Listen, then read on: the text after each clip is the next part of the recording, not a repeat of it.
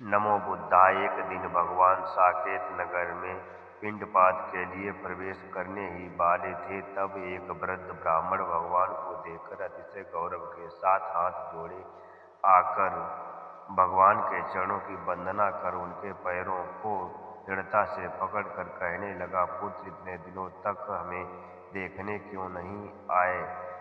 वृद्ध माता पिता की देखभाल करना पुत्र का कर्तव्य होता है ना। मैंने तुझे देख लिया, माता को भी दिखाता हूँ, आओ कहकर भगवान को लेकर घर गया। ब्राह्मणी भी आकर भगवान को वैसे ही पुत्र स्नेह से वंदना कर वैसे ही बोली। फिर अपने पुत्र पुत्रियों को भी बुलाकर बोली, अपने भाई की वंदना करो। वे भी उसी स्नेह से प्रणाम कर बोले, बनते आज से नित्य यही भोजन ग्रहण करें।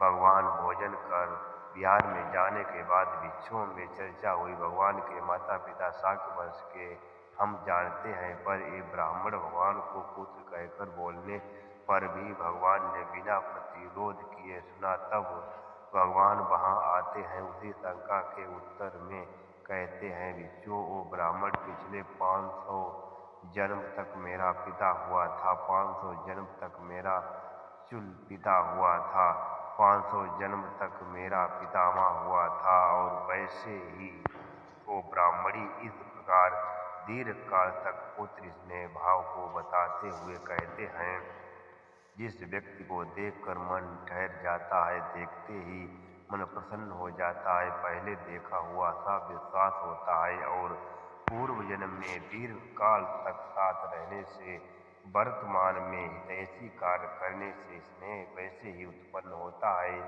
जैसे जलाशय में कमल। भगवान अन्य देशना में कहते हैं, माता पिता की सेवा करना, पुत्र बीवी का संग्रह करना तथा रिश्तेदार ज्ञाति का संग्रह करना उत्तम मंगल है। संग्रह करने के 4 धर्म हैं, दान देना, प्रिय बोलना, समानता और अर्थचर्या।